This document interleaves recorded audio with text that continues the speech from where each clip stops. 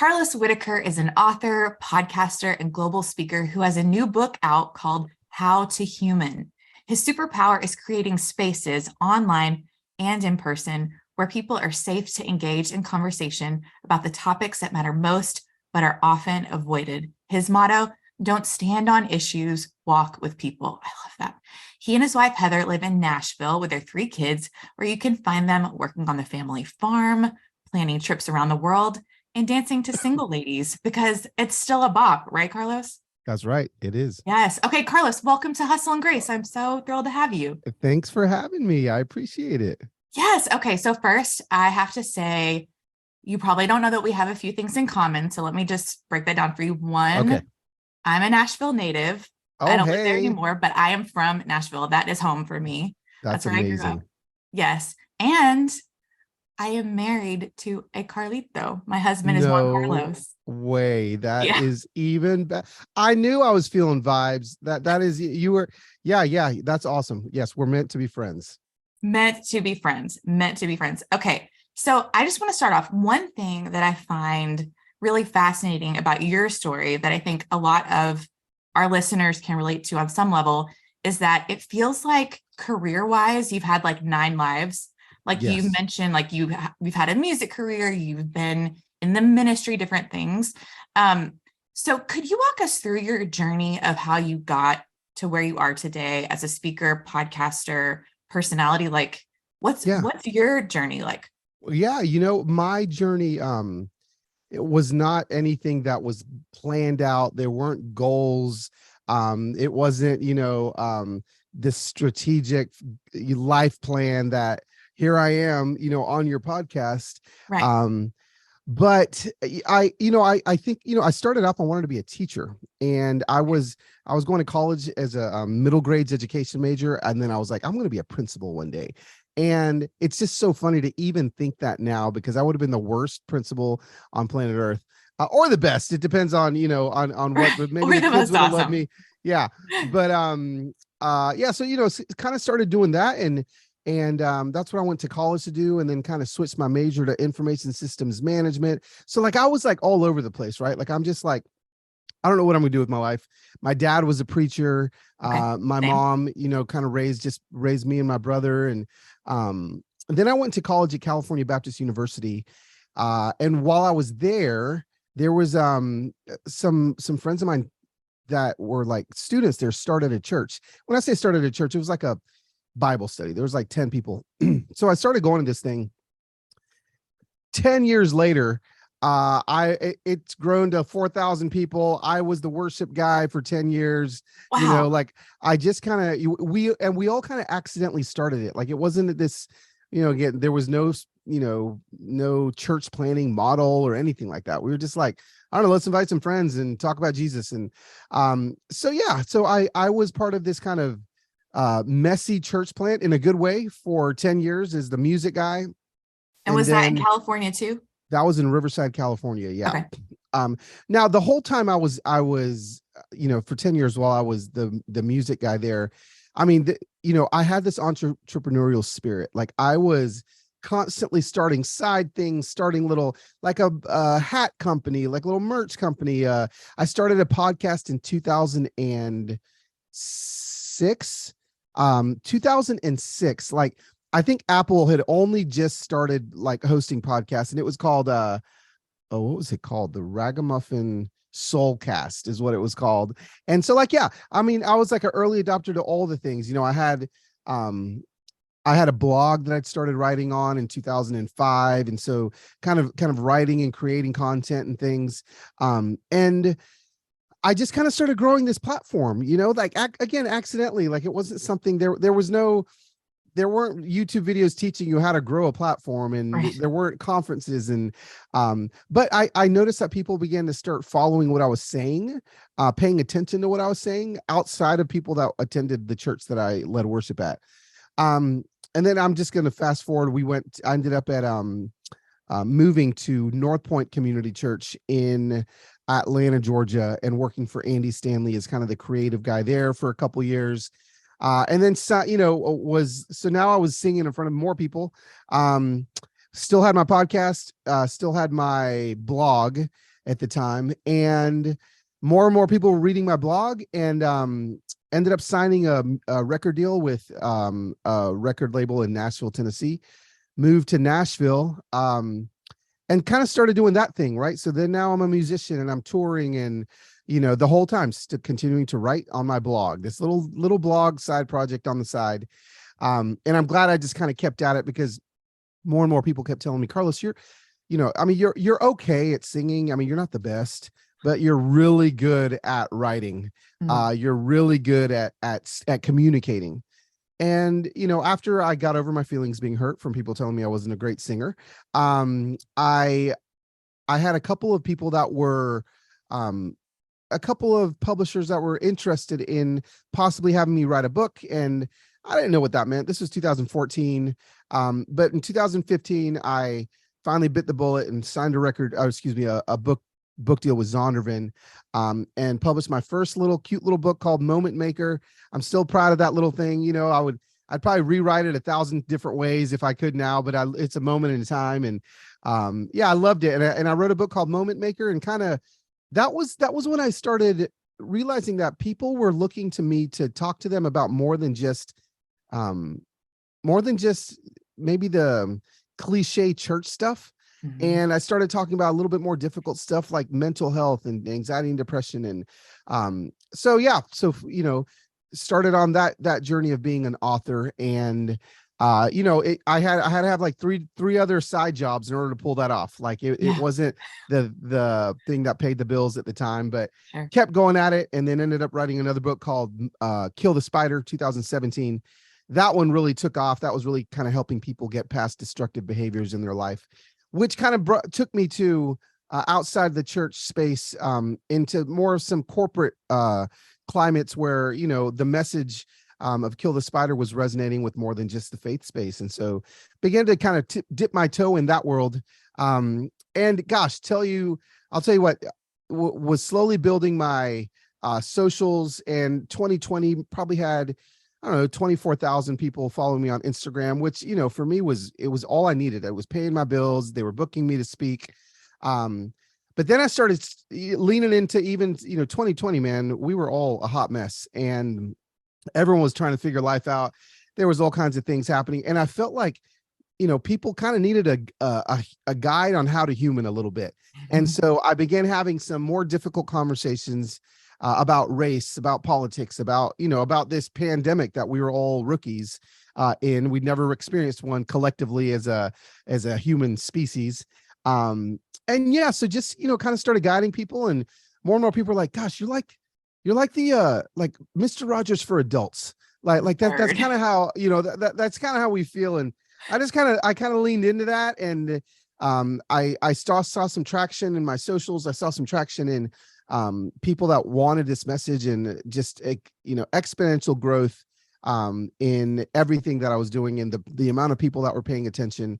That's just kind of how I've always done it, is like, oh, people are paying attention here, so I'm going to go talk about that a little bit more.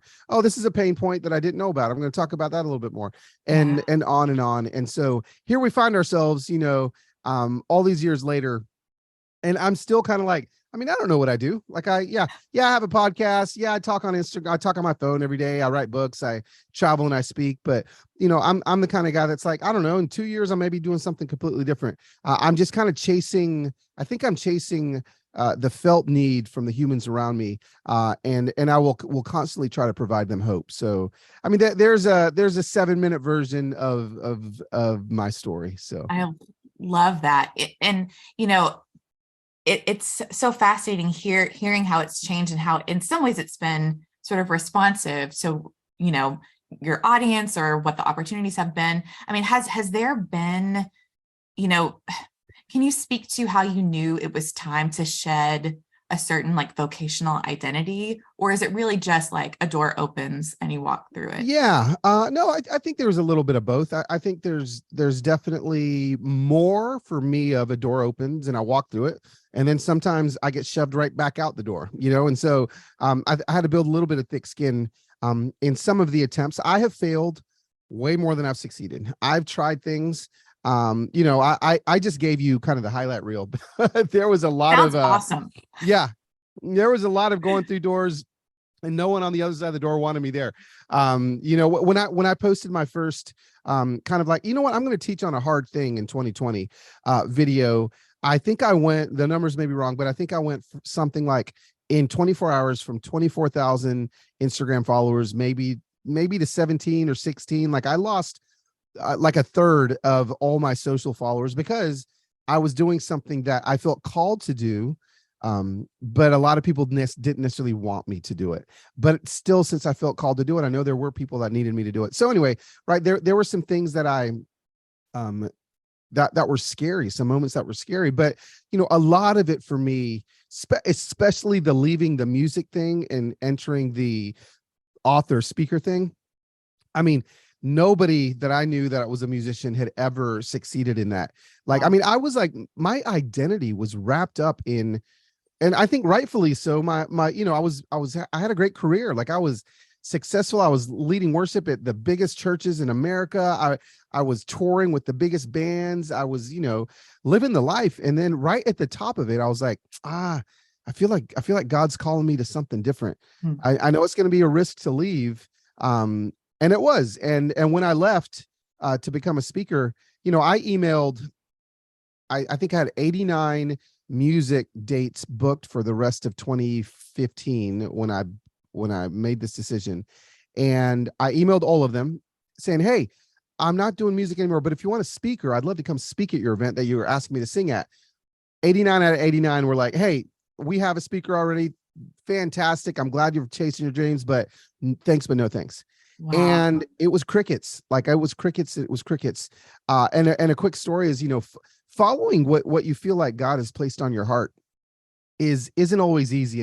And there's going to be a lot of times where it's going to feel like the desert. And it felt like the desert for 14 days. I was like watching all the deposits leave my bank account. I was like, man, I feel like I'm called to be a speaker, but nobody's booking me to speak. And I'm losing all this money. And I went to Home Depot to apply. I went to Starbucks to apply. Like here I was like at the top of my game. And now I'm like applying to Starbucks.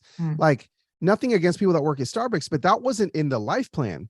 And it was day 14 that I got an email in my inbox that changed my life forever. And I'll never forget it. I thought it was spam because it said the White House would like to, and I was like, I just kind of hit delete because I was like, the White House, I subscribe to all the political commentary newsletters. So I literally just thought it was one of those. So I hit delete, didn't even read it. And about an hour later, my former publicist, when I was a musician, started blowing my phone up and she's like, did you get the email? And I was like, what email? She's like, they know you deleted the email is what they said. And I was like, so I go back and it said, the White House would like to invite you to be the keynote speaker at President Obama's Easter prayer breakfast next Thursday in the Red Room of the White House.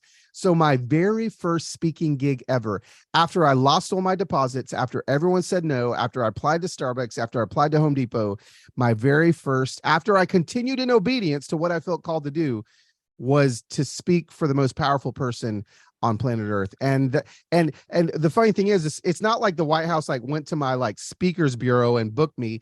The president actually saw a video of me and a homeless man singing that had kind of gone viral on Facebook, and just looked at his faith and family secretary and said, I want that guy. And that was it. That's how it happened. And so, I'm a big fan of like, if it's not working when you feel called to do something, don't give up, because I almost went back to my laptop and I almost emailed everyone that I'd canceled all those music dates and said, I made a mistake. Can I please come back? And I'm telling you, I almost did that. But if I would have done that, I never would have gotten this opportunity. So yeah, so that's really kind of how it's happened for me. It's been like a prompting that I definitely feel in my spirit, in my soul, and I follow it. In spite of maybe how it feels at the beginning of the following, I know that at some point in the end, it's going to reap a harvest. That is incredible. And I feel like I did hear like a tiny Obama impression there. Do you do? No, I don't unless I accidentally do it while I'm telling the story. Oh my goodness. Okay. So you also mentioned thick skin. So today you do a lot of public facing work. You do a lot of processing in public. It seems like, you're a podcaster. You essentially put your thoughts and content out on a daily basis via writing, video. I would love to know your thoughts on a healthy approach to not only being a person on a platform who has a platform, but especially when you feel you're called to speak out online or serve an audience there. I mean, how do you approach that in a healthy way? And what's your advice on that? Yeah, I think a couple things. I think the first thing, the whole thick skin thing, that may be the worst line from, way back in the day that's kind of stuck around, because at the end I still am a very highly sensitive person, right? Like I'm still there, but I definitely have gotten to the place in the space where um I know that anybody that attacks me online, because if you're a public facing person and like you said, I am every day, I'm just kind of like, hey, like sometimes I open up Twitter, I see what's trending, and I'm like, okay, this is a pain point in America right now, or at least in my trending Twitter. So I'm going to talk about it. And knowing that when I talk about hot topics or whatever it is, there's going to be a vast pool of opinions, and people are not going to agree with everything I say, and some people are going to be mean about it. And so for me, I think one of the most important things I've learned is that anyone that attacks me for something that I've said, an opinion that I have, that their meanness or anger is actually coming from a place of pain and coming from a place of trauma in some way, shape, or form. So I what I like to do is look past the aggression and get past the aggression, and that's hard as a human. Like you want to bite back, and you want to make them feel exactly what they made you feel. And maybe it's just taken until my late 40s to be able to get to a space where I can pull this off adequately, but it's what I do now. And I look past the pain. And a lot of times I'll open up my camera and send them a video. I'll send them a video of me saying, hey, like, look in my eyes. I know we're probably not going to convince each other to agree on this issue, but I just need to let you know that I see you, and that I'm for you. And that's it. I'll send him that, and I'm telling you, 99 out of 100 times, the person that's been screaming at me actually becomes a friend, or a follower or whatever. And so, I think it's just putting into practice what you read in my bio, where I say, I love to not stand on issues but walk with people. And that's just it. If you're going to be a public facing persona, you've got to walk with people. The ones that don't walk with people are the ones that are angry, or the ones that are, teaching people how to rage. And that's just not what I'm trying to help people do. I'm trying to help people with their superpowers of love, joy, peace, patience, kindness, goodness, faithfulness, gentleness, and self-control. Those things, if we fill our lives with those things, I think we're going to pull this human thing off well. And so, I mean, it's what I try to do. I don't do it perfectly. I fail at it every day. But because I'm trying to do it more times than not, I think I'm doing it right. So yeah, that's just a little bit about how I do it. Absolutely. Sounds very human. Yeah. And also I started following you on Instagram. I think it was maybe right before you took a sabbatical from the Oh, socials. And yes. I don't know if it was just Instagram or if it was like all social media. It was everything. Yep. Okay. So I didn't think a lot of it. Like people pop, in and off of Instagram all the time. And now, months later, I see how big a piece of like your work and your craft and your creativity that online community is, and how Yeah. tight knit it is. So it Yeah. really was huge. So what was that? What was the impetus for taking that social media break? And how did you make that decision? And how was Yeah. it? I love that. Thanks for asking.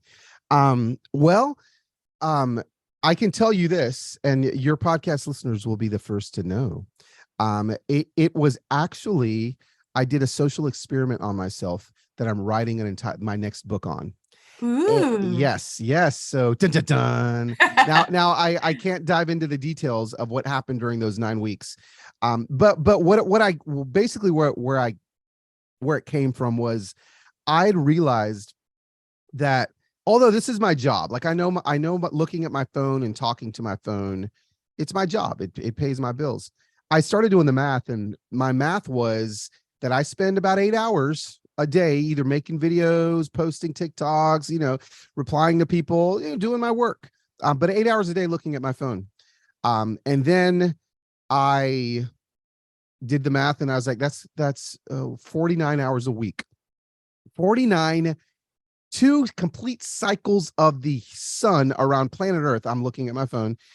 I kept going with the math. That's 3 months a year. Three living months of my life I spend looking at my phone. And if I live to be 82 years old, I will spend 11 years looking at my phone. So when I did that math, because we all get like the weekly, at least if you allow your phone to tell you your weekly summary of how long you're looking at your phone, or what your screen time is. And I just knew that I'm releasing a book called How to Human, and I'm the least human version I've ever been. And so I need to do something about it. So I took a drastic approach, and not only did I log off of social media, but I gave my phone, my laptop, and my iPad, and any form of screen to my best friend in California for 9 weeks. And I consumed zero content from any screen. I got zero notifications on my watch, on my and I had no access to knowing what's happening. I did subscribe to a newspaper, to the outside world for 9 weeks. And that's going to be the next book. And I can't wait to share more about what happened, where I went, all the things that I did. Yeah, but it was the first 4 days were pretty incredible. I mean, they were the hardest 4 days, honestly. Like, I've had some hard days in my life, but what was happening in my brain those 4 days without consuming any content was pretty terrifying. But then after, on day 5, I never wanted to pick my phone up again. Like, I was ready. So yeah, so it was more than an Instagram break. It was definitely, I didn't look at one screen the whole time. I didn't have one notification. It was the most human I've ever felt. And so, at least since the 80s. It was great. It was awesome. And I can't wait to take people on the journey. And again, I'm back on my phone. Like, I'm not, the phone isn't the problem. Right. A phone isn't good or bad. Content isn't good or bad. It's what we make it and what we do with it. And so just helping people redefine their relationship with that. Absolutely. Yeah. It was interesting reading in your new book, How to Human, how, if like 9/11 and our collective response to it, if that happened today, it would have probably been totally different, right? Because of those devices and the way that we're plugged in. Yeah. It would have been, we're so quick to, now just jump on with our thumbs and blast our opinions, myself included. And in 9/11, when that happened, we didn't have these things, these phones to do that. So all we tried to figure out is, how do we help each other? And that the thing is that's still in us. Right. It may be buried a little bit deeper than it used to be. But that's what I'm trying to help people do every day, is just kind of excavate that part of who we are. Yeah. And I love too, in the book, it's fun.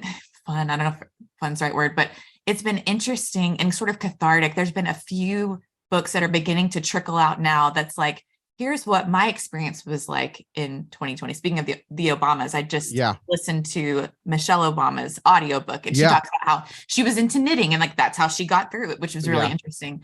But I think I am only beginning to process what 2020 was for me. And I'm just beginning to realize that I'm even now like grappling with postpartum anxiety, because I got pregnant in 2020 and had a baby in 2021. Yeah. And it reminds me, and your book says this, every single person listening to the sound of my voice right now has endured their own journey of grief, trauma, challenges. So could you unpack, where you were when you realized, oh, I need to write this book. This is a message that I need to share, and why?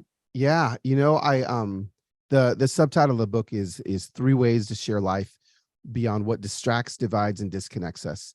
And those were the words that I just kept coming back to. And it was in 2021 that I was like, oh my gosh, like, I've never felt more divided from people that I used to love and that used to love me. And like, suddenly there's this just wedge, and I'm so distracted by all these things, and again, disconnected from what we need to be connected to in relationships. And I just, I'd seen so up close, because again, I am a personality that shares every single day, and I get these DMs with, just people's problems, and I just thought, I think we've forgotten how to human. Like using human as a verb. I think we've forgotten how we could do this correctly. And so yeah, I started to study. I started to look at like, okay, like what are the things that we've lost? What are the things that maybe I share at the beginning of the book. My dad used to tell me about how like a boat can be off 1 degree, and in 10 miles, the boat doesn't feel like it's going in the wrong direction. But you go 200 miles, you're now 20 miles off course. And I felt like that's what happened to humanity is we just got bumped off 1 degree. No one really feels any different. I mean, we can feel it a little bit, but if we don't course correct in 20 years, it's going to be awful. And so, yeah, so that's why I felt like I needed to write the book, is because I feel like everybody, whether you're on the left or you're on the right, whether you're, you have one opinion on vaccines or another, whether you think that racism is a bigger deal than other people, all the things. I just felt like all of us can come back together to a place where we can, again, not stand on issues, but walk with people and help people do that. And so, I gave it my best shot. I am in no way, shape, or form the human expert. But so I decided to, and I tell people in the book, like, I decided to go who I felt like was the greatest human to ever walk the face of the earth, and that's Jesus. And so he's kind of like the guide in the book when it comes to like, this is how Jesus acted. And I tell people at the beginning, like, because I have a lot of followers that don't have the same faith as me, and they all know that, like, I'm not a shove my faith down your throat kind of person. But if you just look at Jesus as a historical figure, which I think most people would, even if you just view him that way, he still wins the human of the of all time award. And so let's just kind of follow his lead. And yeah, so I felt like he was the guide for us, and so I just kind of pulled out some stories that I feel like can help us on that journey. Yeah, I love that. So, in the book, you talk about, finding ourselves again, course correcting. How can we rediscover our inner compass and sort of get our bearings? Yeah. I think probably the main way to do that is, you don't have to go as drastic as me and disconnect for 9 weeks, but we've got to slow down. I just feel like the pace of life is going so fast. We were never created to walk and move and consume as much content as we're consuming. We just weren't. And so, I think as silly as it may sound to some people, the way to begin our healing journey and all this is find the thing that breathes life into you outside of your work and do more of that. For me, it's fly fishing. Like, for me, like, I never knew until I was in my 40s.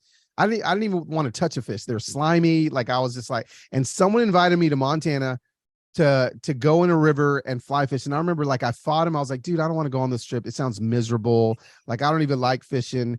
He's like, no, go. And I'm telling you what, the moment I stood in that river waist deep, casted my tiny little fly, watched a brown trout come up and eat it and start tearing up the river, and my heart's pounding. And I remember thinking to myself, oh my God, like, I am a fly fisherman. Like, I did not know that this is what I was created to do. And that suddenly became just the thing that brought me so much peace. And now that you won't find a maybe 3-week period that goes by that I'm not waist deep in some river somewhere. Wow. Whether it's on my trips, if I'm speaking in Dallas at some, I don't know, network marketing convention, I will take my fly rod and go fish in the pond behind the hotel. Like, it became the thing for me. So yeah, so that's what I tell people is find that thing that makes you breathe again and just do it more. I love that. Yeah. In your book, you also talk about the importance of knowing where we've come from and owning it. Yeah. Why is it important to know where we've come from, to know our history, as opposed to just, thinking about the future, trying to do the right thing in the future?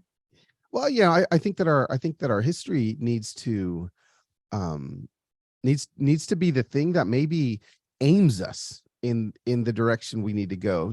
Like, there's just, for me, and I talk about it in the book, I hid a part of who I was for a long time, and I just kind of never looked at it because it was harder to look at than it was to look at something else. But when I finally stepped into the fullness of my identity, the fullness of my past, the fullness of who I was, it created a confidence and a swagger in me knowing who I was. I tell people all the time, like, man, if you are, I mean, because I did in 2020, I talked a lot about racism. I talked a lot about helping people navigate racial tensions, and I did it in a grace-filled way. But still, what that can do is make people that are from places that maybe have a more racist history feel some shame. And what I tell people is like, listen, if you're from Knoxville, Tennessee, and you love sweet tea and country music and fireflies, like, freaking be as proud as country music, sweet tea, and fireflies as ever, and step into that and show the beauty of that. Those are beautiful things. You don't have to be ashamed of the beauty. Yes, there's dark parts of all of our past, but step into the beauty of our past. And so, yeah, I'm just, and again, I think the older that we get, the more we look at history and the more we're fond of it.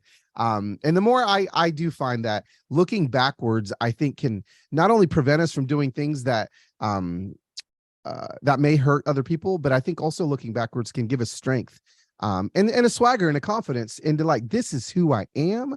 Let's step fully into who I am. So, if you're Italian, if you got like Italian ancestry and you have never made homemade pasta before, go freaking buy some flour and some eggs and make some pasta and see. You never know. Maybe you'll have that fly fishing moment that I had. But maybe see if some of your past can bring about some beautiful parts of your future. Absolutely. Before we go, one more question. Yeah. You mentioned fly fishing, which I love. Well, I've never done it, but I love that you love it. You know what I'm saying? Yes, thank you. Could you give us any other practical ways we can be more human and help others in our lives to human better?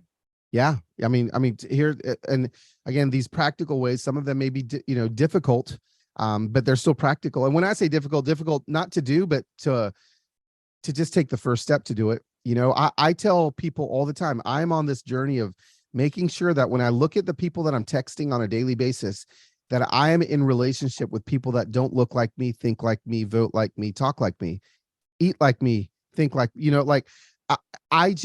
that is such a practical way to practice this don't stand on issues, walk with people thing. Like, look at your phone. Like, is everybody that you're texting thinking the same? Of course, more people, you're going to want to hang out with people that think like you and vote like you, all those things. But gosh, like the practice what I preach thing, I had to start diversifying my relationships, diversifying the people that I spend time with. I'd say that would be one thing that's again difficult but easy to do. I think I say another thing is like buy an alarm clock, like buy an alarm clock, put it next to your bed, and use that as your alarm clock and not your phone. Studies show that the first 15 minutes that somebody's awake, because not most people, a lot of people just scroll on their phones before they get out of bed, that we consume the same amount of content in 15 minutes that my grandparents consumed in 30 days. And so again, like you want to lessen the anxiety in your life, plug your phone in somewhere else. Don't scroll before you go to bed. Don't scroll when you wake up. Buy an alarm clock, use that alarm clock. Something else that I've done that's very practical is I need to renew it, but I subscribe to an actual newspaper. And like get your news from that, right? And so, all sorts of things to find the humanity. Like drink your first cup of coffee out of a ceramic mug. Like if you don't there it is, right? like don't take your to-go mug in the car on the way to work. Like, no, like if you can't wake up 3 minutes earlier to sit down, stop and drink that first cup of coffee out of a mug in your own home, or even if you're on the go. When I was in Italy last year, I noticed that at all the gas stations, like gas stations where people are getting coffee, like in the middle of nowhere, everyone was stopping and leaning against the counter, drinking their espressos out of little glass ceramic mugs. And they were just drinking them at gas stations. And, and so here they were. And I remember thinking like, oh my gosh, these people, like, look, they think that they're so cool. But then suddenly I thought, I was the only person asking for a coffee to go. And I would take my coffee to go and I would go. And I was like, wait a second. I think the reason why they're doing that is so they can savor the coffee. Like they could just savor the coffee. And that was the thing for me that I was like, that's it. I'm never getting a to-go cup again.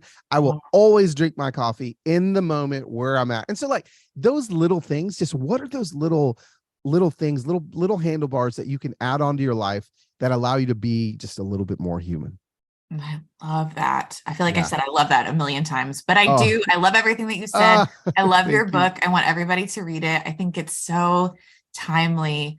Carlos, for anyone who doesn't know you already and isn't already part of the Instafamilia, where can they find you online? Yeah, absolutely. Well, everything's kind of like at my website, Carlos Whittaker with 2Ts.com. But where I'm sharing life every day is on Instagram. That's at LosWhit, LOSWHIT. I also have a podcast that you can find that on my website as well, Human Hope. And yeah, I'm out there. I'm everywhere. I'm on Twitter. I tell people, follow me on Twitter after you like me on Instagram, because like Twitter is kind of where I go to complain. So like I like Instagram, it's kind of like Dr. Jekyll and Mr. Hyde. But yeah, I'm all over the place, having a good time, sharing my life, and hopefully dealing hope everywhere I go. Feeling hope. Thank you so much, Carlos. Hey, thanks, friend.